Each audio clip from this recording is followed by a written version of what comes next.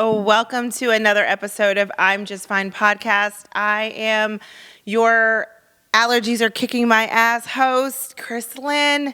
It is pollen season in Atlanta. And baby, when I tell you my eyes are itchy, my nose is runny, and your girl is tired and doesn't want nothing to do with going outside, that's what's going on with me right now. So your girl is on the struggly bus. But we're here. We're here. And no matter what, I'm going to show up, as I said that I would, unless, of course, unforeseen circumstances. But, of course, I'll let you guys know. But since you're here, make sure you like, subscribe, share my content. Thank you for joining. Today, we are going to be talking about post-op care. The things that I wish I did, the things that I did, and the things I was told to do. Okay? So we're going to go over all of those things. But let's recap a little bit. Let's talk about what we talked about last week. So last week we talked about preoperative care. So I got a question in my inbox, in my DMs. Someone jumped in my DMs. That's right. I got a DM jump. And asked, so how did you prepare for surgery? What can I prepare? What can I expect? I have this anxiety. What do I do? So last week we covered everything that I did, what I did to help prepare myself to have a minimal invasive surgery, because Dr. Hawkins, she prides herself in not going in and hacking you up. So minimally invasive, but still labor intensive surgery. My surgery was 5.5 hours. I stress that enough. Go to a specialist because boy, did I hear this weekend. So wait a minute. Let me talk about something I did this weekend, which is going to be really great for everybody in the endo community, especially if you're a sister, especially if you're Black. I went to an event put on by a group called Indo Black. And how I found them was, of course, someone shared something on my LinkedIn, and then I saw the group, and I said, oh, what's this? Click, click. Did my research. They had a conference that they had scheduled that was coming up in Baltimore. It was actually last weekend, the 16th of March. And then they had an event here in Atlanta this past weekend, right? So I was like, oh, well, I'm going to go to the one in Atlanta because I'm very interested in what this group is. I'm Black. And I have endo. So this is a match made in heaven for me. Let me go find my tribe. So I went to the event, and it was amazing. It was well organized. It wasn't, when you go to some events and you're like, oh, I should have passed on this. They didn't put this together at all. No, this event was so well put together. It was so welcoming. Me going by myself, it was so welcoming, like, hey, come on in. Even though you're here by yourself, we want you here. So it was just amazing. The panelists that spoke, so there was a panel of just people in different walks of their journey. They had doctors that could speak from a medical standpoint, and then they opened the floor for questions, and people could tell their testimonies. Now, what I can stress is that you got to find a specialist. And something that was said during this conference, which is so true, there are not enough specialists to be available for every woman who has endometriosis. There's not enough Black specialists to be available for all the Black women who have endometriosis. So that's something just to resonate with you. OBGYNs are great, but not all of them are specialists. And when I was listening to the testimonies of so many different women, I realized there's a reason why I'm doing this podcast. For sure, for damn sure now, because I can't stress it enough that my knowledge that I had saved my organs. I would have to say that. The knowledge that I have allowed me to find the care that was best for me, because a lot of people don't know. And I had a whole episode on looking for my doctor, so go back and check that out. Find you a specialist. I can't stress it enough. And hearing these women's testimonies, and I'm not going to speak on their testimony, yes, please find a specialist, because I want you to be able to preserve as many organs as you can. I want to make sure that you don't have botched surgeries. I want to make sure that you have a person who goes inside your body and knows what they're doing. It is so important. And that's only if you decide to get surgery. Because again, there's other options, but this is just from a surgical perspective. Because that's what I had. I had surgery. That was what my journey was. That's what my testimony was. Have surgery. Did you guys try the post-op? So I made a mocktail last week. The post-op. It was fruity. It was tangy. It was juicy. It was lovely. It was delicious. And I'm not going to lie, I like that one. I did like that mocktail. I did. And it was minty. It was refreshing. I think I'm going to make myself another one because I still have the contents in my refrigerator. But, just try it out if you did it. Again, because I'm not drinking, got to make mocktails. Got to be able to enjoy my H2O as well as other cocktails. Just explore because, again, I'm trying to maintain my hormonal cycle holistically, and alcohol is not one of those things on the list to help it out. Okay. Let's get into the post-op. Post-op recovery. So let's start from the moment I woke up. So I remember the moment I woke up, all I could remember was that my arms hurt. Like right here and right here, it was just like my muscles it was like a permanent Charlie horse. That's what it felt like. And I just remember waking up and I was like, ugh, my arms. They're like, what? I'm like, my arms really hurt. That's all I remember. And they're like, your arms? I'm like, yes, right here. So the nurse that was taking care of me was scared to like have my cousin and my mom who were there. They're also nurses. They started massaging my muscles because they're like, her muscles are tense. And they're like, well, if it's a clot, we don't want you to push a clot somewhere else. So there was just that concern, but I was like, oh my God, my arms hurt. So they gave me more medication to help with the arms and a muscle relaxer to help with the arms, but it didn't work. Like my arms were hurting literally for like a week after surgery. I could not bend them without feeling this tense feeling. And I remember also my cousin was there and she was like, cousin, shit. You had 17 fibroids. And I was like, 17? Wait. I knew about of 10. She's like, you had 17 fibroids. Oh, yeah. And they took your appendix.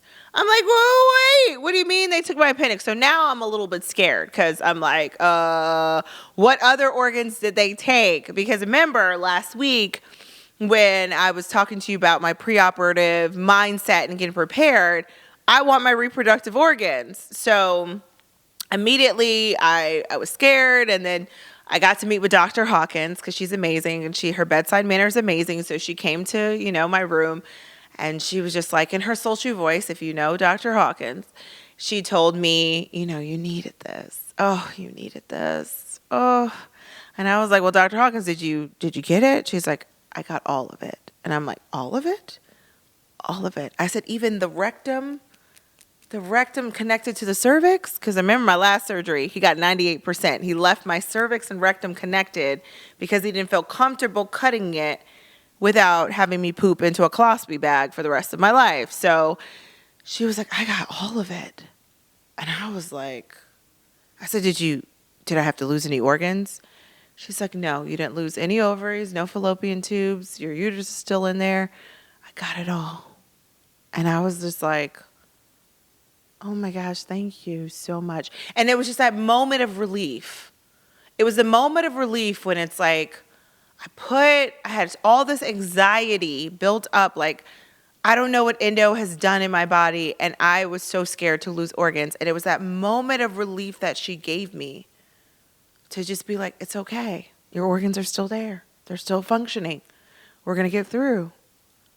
And I just remember that moment. And I was just like, oh, Dr. Hawkins is the best. And then I got a phone call from the general surgeon. I was high.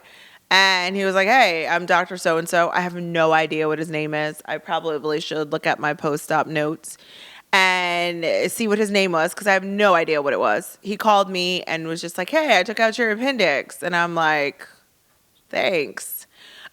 Like, what else am I supposed to say? But I guess that's what he has to do, formalities once the patient is awake. Got to check in. But he gave me a call, told me he took my appendix out, told me it was successful, and he went about his business. I had an overnight stay in the hospital after surgery. Now, this doesn't happen every single time because my first surgery, I did not have to stay in the hospital. It was outpatient surgery. I went home that night. This time, it was just like, no, you need to stay in the hospital 24 hours after. I did stay.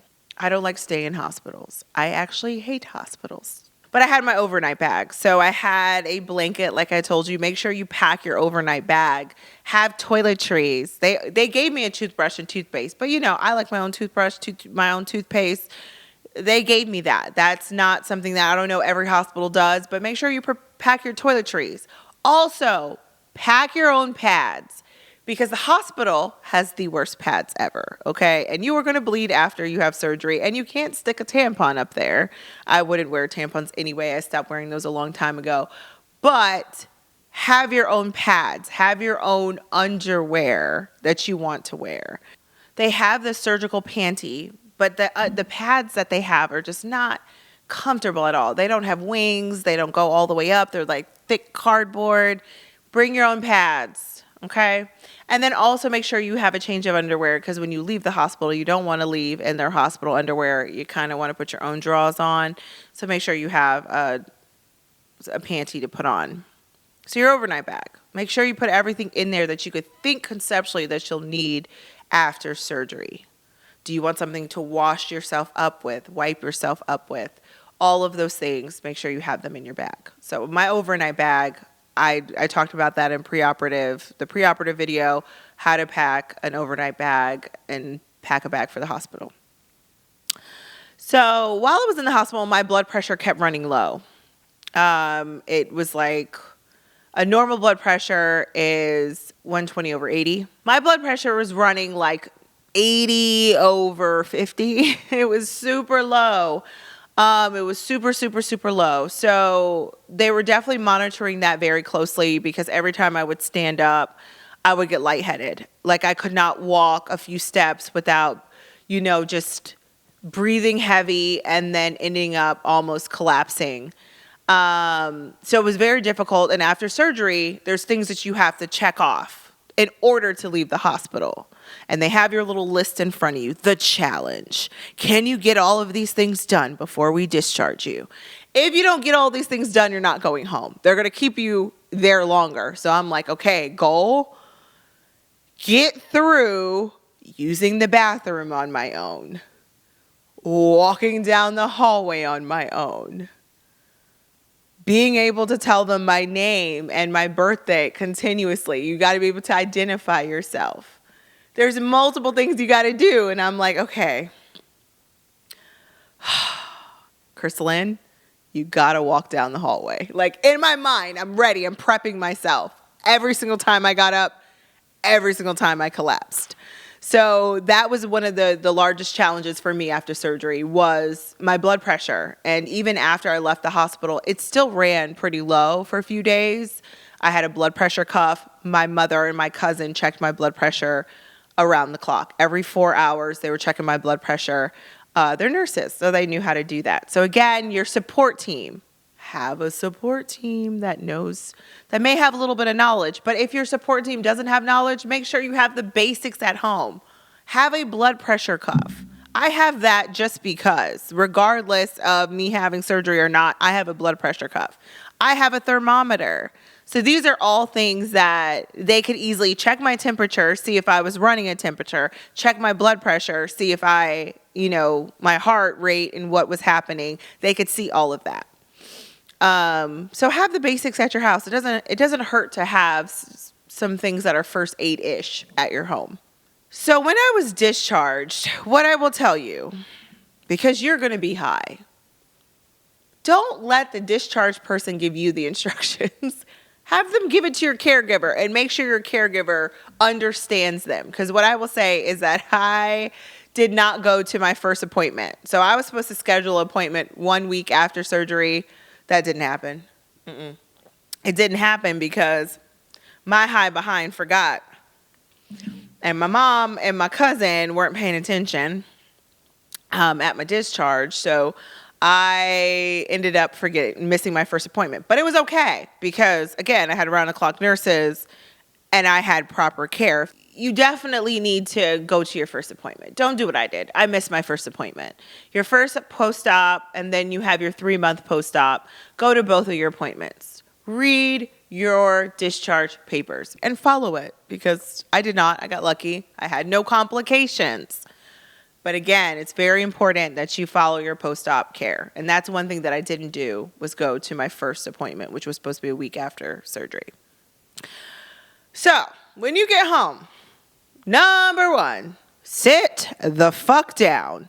That is what I did not do. I did not sit down. Boy, I am the most busiest body was the hardest thing in the world for me to do, was to sit down. And so my doctor called me, and as they're asking me how I was doing, because I missed my first appointment, right? And I was like, oh, I was supposed to come see you. Sorry. They're like, so how you doing? And I'm like, I'm doing okay. How are you? I was like, well, I should be back up and going in 4 weeks. And they were like, 4 weeks? Honey, you had your appendix taken out. You need at least 6 to 8. You need to sit down for 6 weeks, at least. And I was like, ooh, what? 6? 6 weeks. 6 very long weeks, because I'm a very active person. I go to the gym. I like to be up and about. I'm used to doing things on my own. So 6 weeks was long. 6 weeks was long. What did I not do? Sit the fuck down. I did not. Did I wish I did? Yes, because I feel like there are certain things that I might have prolonged because I did not sit down. So listen to me. Sit down. Don't be all up and about. Don't do it. Don't do it to yourself. Just sit down. Stay in the house. Get your series. All the series that you want to watch on TV, make sure you get them. You know what I did? I learned how to do photo editing so I could start my podcast. So I watched YouTube University. Sit down. Learn something new. Learn to knit, color. Do something besides being up and about and doing things you're not supposed to do. Because I definitely got yelled at multiple times. I was climbing ladders. I'm ashamed. I shouldn't say this, but I did. I climbed a ladder. I have security cameras all over my house, and there was a security camera. The battery was dying, and I was like, I need that charged. I need it charged. So I had someone take it down, and I charged it, and I'm like, I need the camera put back up. So I did it myself, because nobody wanted to put it back up in the time frame that I wanted to put up. And when I came back in the house, my cousin was taking a nap, because she was, my caregiver at that moment in time. And she was like, what are you doing? I dropped something, and she woke up. She's like, what are you doing? And I'm like, guilty, so guilty. And I had to tell her, because I'm a terrible liar. Sit down. Just sit down. You have to sit down. Don't do it to yourself. Take the time to sit down and to heal. Allow your body to heal. And I know it's so hard. I know it's hard. When I tell you, people are so mad at me, they're like, why are you up? Why are you doing this? Now, in addition to sitting down, you do have to move around. You do have to get up, and you do have to walk. You do have to use the bathroom. Those are normal things. Those are okay things to do. You do have to bathe. You do have to do a lot of stuff. So I told you I have a bed. I got an adjustable bed. Last episode I told you I got an adjustable bed, because it's easier for me to adjust myself up to help myself get out of bed. Now, it is very possible for you to help yourself. Like, you don't have to have an adjustable bed, but you should consider buying pillows. Buying pillows to be able to prop yourself up so that it's easier for you to get up and out of bed, and so it's comfortable for you to lay. It is going to be absolutely horrible for you to try to lay flat. It's not going to happen. It is not a comfortable position. Laying flat is not comfortable. You're not going to want to do that. Laying on your side, all of that. It took me a very long time to lay on my side without feeling pressure. So I very much so was in a propped position for probably in the entire 6 weeks. My recovery definitely was the entire 6 weeks, and even after. I also vlogged, and I'll put together my vlog of me recording myself after my surgery. I'm going to piece it together, and I'll put it together as a short vlog for you all to see. But I did record myself after surgery because I did want to record it. I said I wanted to start this process then. So when I came back and I did actually start my podcast, I could go back and I could look at the videos and say, oh, that's what I was going through. That's what I was saying. That's how I felt. Because I definitely probably feel very differently now than I did then. I probably am thinking differently as well. So I did vlog. Keep a journal. Write it down. I don't like to write down my thoughts, personal reasons behind that.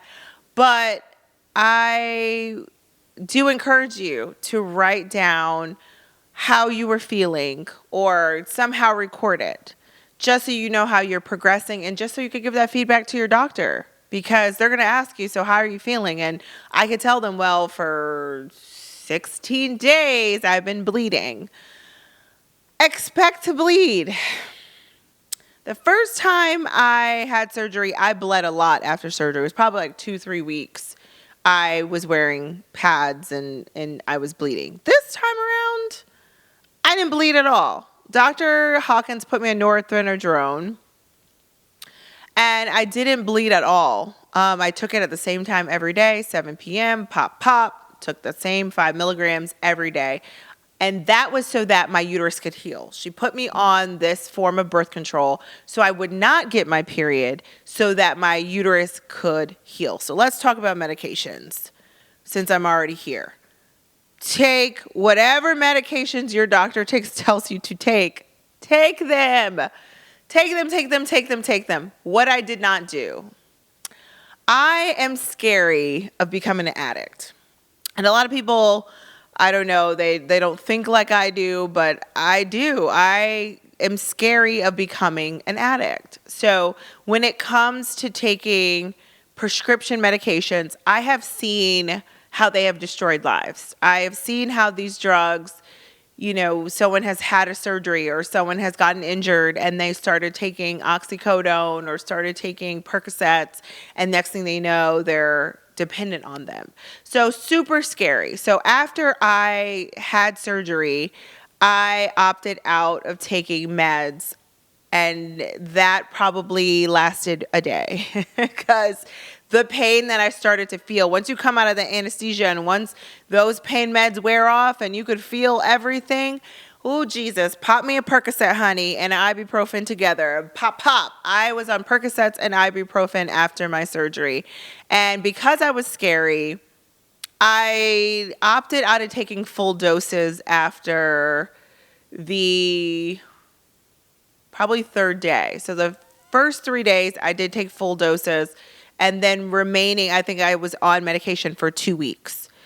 I stopped taking Percocets, and then I was only on ibuprofen because I know I'm not going to get an addiction to ibuprofen. I have ibuprofen prescribed around the clock because I have endometriosis. There's less of an addictiveness to ibuprofen than to Percocets. So I have a pill cutter. I cut the Percocet in half. I cut the ibuprofen in half, and I took half doses just so that my body would not become dependent. But you have to take your medication. And these are things that I didn't know until I was educated. And I'm educating you because I didn't know. I was like, I'll just not take the meds and I'll just deal with the pain. But the purpose of the meds is also for healing. It's also for the healing process of wherever you had surgery. So you need to take the anti-inflammatory to help calm down your immune system, because your immune system is going to be super active, and that's why you're in a lot of pain. Your immune system's like, ooh, what happened in here? And the Percocet and the ibuprofen is to calm that down so that your body can heal. So in addition to getting you out of pain, it's also helping your body to heal. So once I had that information, I then was like, okay, I'm more comfortable with taking meds, but I'm still scary. Still very, very, very, very scary. And to this day, you couldn't beg me to take prescription medication because I just have seen how it ruins lives. So take your meds. Also, because you are going to be on prescription medication, you are going to take something that's going to help you poop, because these drugs make you constipated. So if you are taking around-the-clock medication, Percocets and ibuprofen, you're going to need a stool softener. You're going to need some type of stool helper. Whatever you're going to use, you got to take something to help you poop, because you are going to be constipated if you are not taking those type of medications. So Dopalax, they can prescribe you something, but you do need to have something that's going to assist you to poop, because you are going to be constipated based on the meds that they give you. So I was on ibuprofen and Percs. First time, I think I was on ibuprofen, and I also was prescribed a muscle relaxer, but I can't remember which one. And then also oxycodone. So I was on, so again, 2 different doctors, 2 different prescriptions, but both, it's the same. You need to take this so that your body will calm down, and you need to take a stool softener so that you can poop. Both doctors gave the same advice. Also, they gave me a wrap. So this wrap is actually super big. They didn't have a medium for me, but something that I wish I did was actually do the compression, but I think I didn't do it as much because they gave me this super huge wrap. This is an extra large, I believe. You're supposed to compress after you have surgery, your abdomen, and I have this wrap, and I rarely used it because it was a super large, and I'm not a super large, so I would literally have to be trying to wrap, and when you're doing that, and you just had surgery, it's very hard to maneuver around your waist. I ended up not using this as much as I should have. And I wish I did, because it pushes your organs back into place. So you have to think about conceptually what's happening during surgery. During surgery, they're blowing air into you. They're filling you with air because they have to, get to where they got to see what they got to see. Now you're full of fluids and liquids, so they're sucking and they're blowing air, which is why you end up with so much gas. And we'll talk about gas pain in a little bit, because it's probably the worst pain there is. So you have to compress, pushing out the air out of your stomach, out of your abdominal cavity, which is why they give you compression garments. And I did not use my compression garment, and I wish that I did. Wear your compression garment, as much as it's difficult to put on, and as much as it may not feel comfortable. Wear your compression garment. They put it on me when I left the hospital, and I wore it probably for 1 week, and then after that week, I stopped wearing it, and I probably didn't wear it the remaining 6 to 8 weeks that I really needed to wear it during recovery. So wear your compression garment, sit the fuck down, take your medication. That's where we're at right now. Don't be a pain in the ass to your caregivers. I was a pain. See, you never realize how difficult of a person you are until you got to sit down and people got to take care of you. So I realize how specific of a person I am. I like things a certain way. And I love my mom. I love my cousin. But I'm very particular. I like things in certain places. I like things done a certain way. So one of the most irritating things for me was just like, why are you doing it like that? And I had to really let that go. Like, you have to, it made me sit back and say, look, you doing the most, okay? I'm pretty sure there's multiple times my cousin and my mom wanted to punch me in the face or break a plate over my head. I'm pretty sure of that, because I was so difficult. I would have to say, thinking back, I'm like, you were so difficult. And they were so patient with me. They were so patient with me because, like, oh, she's in pain. She's recovering from surgery. But I really want to bust this girl over the head. I know it was happening. I know they thought it. Because sweet baby Jesus, I would complain about the food that was cooked for me. Like, I literally was a pain in the ass. And it was like to the point where, so my mom took care of me for a few weeks and then she left. And then my cousin took care of me and then my mom came back. And my cousin was just like, okay, we're going to go over what you want me to cook you for breakfast. And I'm going to ask you what you want me to make you for dinner. And I'm going to ask you, because what's not going to happen is you ain't about to sit here and tell me that you don't like the food I'm eating, cooking for you or whatever. And you ain't about to be all nasty. I ain't gonna lie. I was a complete bitch, like a complete jerk. And I want to say I'm sorry because definitely I know it. I know it in my soul. I'm sorry. I'm sorry. I'm sorry, Mom. I'm sorry, Tracy. I was a complete jerk. And as I'm thinking back, because I'm particular, I don't like a bunch of stuff on my counters. I don't like how things were put and organized, and it was like after my housewarming too, so there was a bunch of stuff that needed to be put together and put away. And the way that my kitchen was put together and put away, I was just like, what are you doing? I don't want that there. That's not gonna go there. Complete jerk. So don't be a jerk to your caregiver. That's number 4. Don't be like me. Don't be a jerk. All right. So the gas. Oh, sweet baby Jesus, the gas. So they're blowing air into you during surgery. You gotta get the gas out. So walking helps. Try to walk every day. And I'm not just talking just walking to the bathroom. I'm talking actually get out and try to get some physical exercise. It took me a very long time to get outside. I think maybe week 5 or maybe 6, I actually went outside and walked maybe like a quarter of a mile, if that. I was very winded, but you have to walk because you can clot.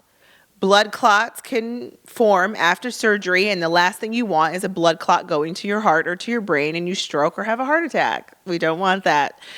So it's very important that you walk and you get your circulation and you're moving. You don't want to just lay around. Do not just lay around, because it's also part of the healing process is to walk. I'm not telling you to go run a marathon. I'm not telling you to walk the 5 miles you walked on the Beltline before. That was me. I'm saying just get out there, do 10, 15 minutes, breathe a little bit. You can walk. And I, of course, was like, oh, woe is me, I can't. And I just remember talking to the nurse practitioner, and she was like, who told you couldn't walk? You gained all that weight on your own, sis, because you wasn't walking. When I went for my 3-month follow-up and I had put on all this weight, she was like, oh, no one told you couldn't walk. You decided that you wanted to go to the gym, and woe was you, and you didn't walk, and you put on all this weight because you was eating garbage. So make sure you walk. Gas will move out while you're walking. You'll burp, you'll fart. Gas in the shoulders is the worst. Gas in your side is the worst. You will cry, you will be in pain, but you know who is your best friend. And oh, this is my old school but old faithful. Oh, it's so awesome. This is my heating pad. You met my heating pad the very first episode. Oh, this is my old faithful. This will be your best friend. Get you a heating pad. And this is an old school one. I don't even know where I got this heating pad from, but this heating pad has been with me probably for like 10, 15 years. It is the old school electric ones. I know they probably have better ones now, but it does what it's supposed to do. It plugs into the wall and it heats up, and it does exactly what it needs to do. Heating pad will help you get the gas out. Probably got gas in your shoulders. You'll have gas just floating everywhere. It's going to hurt. You thought bloating hurt? Wait till you have after surgery gas pains. This is your friend. Get you a heating pad. Go ahead and put that heating pad on your side. I put this on my side. I put it on my shoulders. I had gas in my shoulders one day, and I didn't even know it was possible for gas to get up that high. But you will have gas because, again, they pushed air into your body during surgery. So you need to get that gas out. Get you a good fart. Push it out. Make sure you are using the bathroom. But that gas is going to hurt. It's going to hurt. It is most definitely going to hurt. So they also recommend taking Gas X. Get you some Gas X. I I really don't like taking medication. So I'm going to tell you right now, don't be like me. Just go ahead and be like, you know what? Forget it. I'm going to be different. I'm going to do what they said to do. I'm going to be outside of myself. I'm just going to do it. Take the Gas X, sis. Pop a couple Gas X. Pop a couple Docalax. Take your meds and lay down. You'll thank me later. Just follow the directions.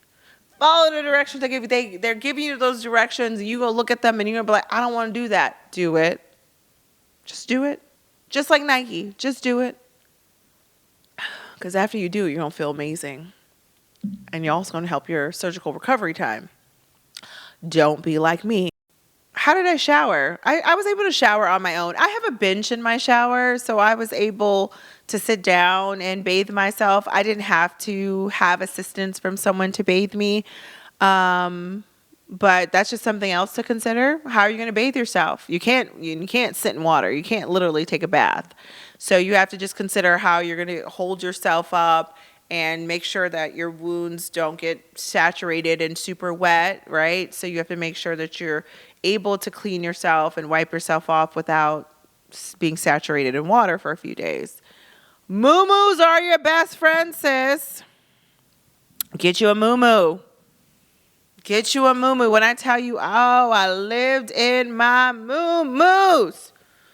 I was sexy in my moo-moos. I'm telling you, I wore a moo-moo after surgery. You couldn't find me in no other clothing because it was the easiest to flip off and flip down, use the bathroom. I could just flip it up. I didn't wear no underwear. It was like a hospital gown. Get you some moo-moos. I wore those around the clock. They were great. Get you a moo-moo. Also, I got these awesome scar tapes. So someone asked me, because my scars are like, your scars don't look that bad. After surgery, I did get the silicone sheets. My cousin helped me to apply them. So I started applying these about a week after surgery. So once the surgical cover, so the incision areas, the tape that they put on, once those could be removed, I then replaced them with these, and I used these for 4 weeks. I wish that I used them longer. I wish I used them the entire 8 weeks, because actually one of my incision sites was not keloided like it is. I do keloid, and also where my belly button is, it wasn't keloided. And I just wish that I continued to wear these. I'm going to start applying them again to see if I can help with the scar that I have, because I do have a couple of keloids. So I'm going to start reapplying these again, but get you the silicone covers. It is not necessarily cheap. I think these are like $20 to $30. And you could put them on and you could cut them to the size of your scars, and they help with the surgical incision sites. So if you're not a person who wants to have a lot of visible scarring, there are things you can do to prevent that. And again, I wish I used these much longer. They do help. And when I was using them, all of my scars looked like beautiful. Like they were all smooth. And now I have 2 keloids. Some of the other ones are pretty smooth over, but I got a really bad keloid where I think they probably took out my appendix. But so definitely get you the silicone sheets to put on. If you're not allergic, of course, because if you're allergic, then that's not going to be good. But these do help. Alrighty. Lastly, I don't know if you know what this is. I don't even know what this is. I don't even know what to call it. But the purpose of this is to help your breathing. So you have to suck. You have to suck into this thing. And you have to hold it. So when I first got this, I could barely pull it. So my lung capacity after I had surgery, so let me tell you the purpose of this first. So the purpose of this little guy is to help you not catch pneumonia. So after you have surgery, they want you to make sure that you're exercising your lungs, making sure there's no fluid that's going to get into your lungs post-op. So they give you this thing to suck on to get your lungs working and making sure that you don't get pneumonia or get any infections in your lungs. So the goal is to suck and suck and suck and hold it. There's a smiley face. I don't know if you can see that, but there's a smiley face right here. And you're supposed to suck this little button-looking thing into the space, and you're supposed to hold it. And you're supposed to suck it consistently until you fill this all the way up to this line. They wanted me to reach 3,500, and I had to consistently do this. It took me probably 4 weeks to master this thing, getting this button-looking thing to be at the happy face to 3,500. I don't even know if I could still do it today. Let me see.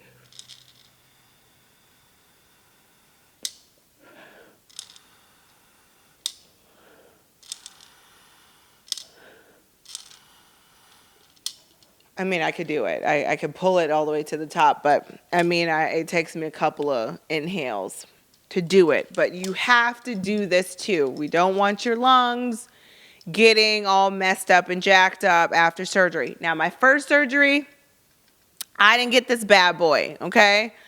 I didn't know that these things even existed. So Northside Hospital, thank you. So make sure you're using your, I don't know what this is called. It says Voldene 4000, the Voldene 4000. That's what you need to make sure that you are breathing properly after surgery. Now, a question I got from one of my DMs was, how long was it before I was able to exercise again? And that was their specific question, like, oh, I'm about to have surgery. And most of these people were patients of Dr. Hawkins that were DMing me. And they were like, how long was it before you were able to exercise again? I tried to exercise at the 6-week mark. It did not work. It did not happen. My abs, everything, I was on the struggly bus at 6 weeks. I do not recommend working out at 6 weeks. If you can, cool. Now, again, my surgery was a lot more than others. My recovery time for the surgery, just alone for my bladder, I believe was 11 to 12 weeks. It took me probably 3 to 4 months to really be able to urinate without feeling pressure. Like this pressure of just I would have to hold my bladder in place. It was pretty painful for at least 8 to 11 weeks. I think at my 3-month mark, when I went to go see her, I actually questioned her and asked her about it. And she was like, honey, you had endometriosis on your bladder. We had to remove the endo off your bladder. This is all normal. Continue to take your ibuprofen, continue to sit the fuck down, and your bladder is going to be okay. I also had endo on my liver. So again, your recovery time is going to be based on how intensive is your surgery. I can't sit here and tell you, oh, you're just going to go in and you're having stage 2 endo removed or you're having stage 3. I don't even know where your endo lesions are. I just know that my endo lesions were on my bladder, on my liver. Everything else was stuck. I had it on my colon, on my rectum. There was a lot of excision that happened. So I needed a lot more recovery time. I would have to say probably at 12 weeks, maybe 14 weeks, I was able to work out without pain, but I would get Charlie horses at my incision sites. So anytime I would try to rebuild my abdominal area, like build my abs back up, I would get a Charlie horse at the excision site. So whatever excision site decided that it was going to be inflamed that day or cramp up that day, that's what happened. So I would end up doing crunches, and then the next thing I know, I'd have this crazy contraction in my abdominal area.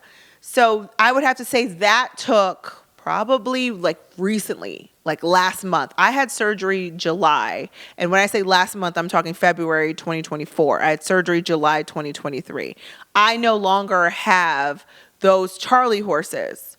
So we're talking 5, 6 months, 7 months, going on 8 months where my abdominal cavity needed time to heal. So it all depends on who you are. I can't tell you that I see people say, I recovered in 2 to 3 weeks. You don't even need a caregiver. I don't know what surgeries they had. I know for me, I needed to sit down for a longer period of time. And that whole 6 weeks that I was out of work, I was very grateful for those full 6 weeks out of work to be able to lay down and do nothing. This goes back to the sit the fuck down. And like, we're talking cooking, we're talking cleaning, we're talking all of those things. You need to make sure that you have somebody that's available to do those things for you, because it's not easy doing those things on your own. There's actually quite a few people I need to thank. I need to thank my best friend. She made me, my mom, and my cousin food. She made, I think it was rice and chicken, and she made enough for us so that we didn't have to cook for a couple of days. So super appreciative for her. There were many people who came to visit. I had my best friend who brought me some pho. So I had both of my besties. I ain't gonna lie, they both came. The kids came to come see me. So that was great. So I thank them. Of course, I thank my mom and my cousin Tracy and my cousin Karen, because they were my caregivers and they were here when I was recovering. I want to thank everybody who checked in on me. There were so many text messages of people who were just like, how are you doing today? And just checking in. And I greatly appreciate that. So just having a strong support system matters. It just really does. And to have someone who is going to wait on you around the clock, is really important. I'm trying to think what else. I think that's it. Think about everything that you're going to need post-operatively. Who's going to take care of you? The clothes you're going to wear, the food you're going to eat. What are you going to do for the time that you're on leave? Because you got to sit down. How are you going to manage your day-to-day? Like, that's what's most important. And make sure you're taking your medication and make sure that you're on top of, like, just healing. Think about what is the most comfortable environment that you need in order to heal. That's really all you got to think about. So with that, I'm going to wrap it up. I'm going to close up shop. We're done. We're done talking about post-op. Thank you for the questions. If you have any other topics you want me to go over, let me know. Because I think it's super important that we talk about these things, and hopefully this video helps somebody who's about to have surgery and what they could expect post-operatively. And if you like my content, like,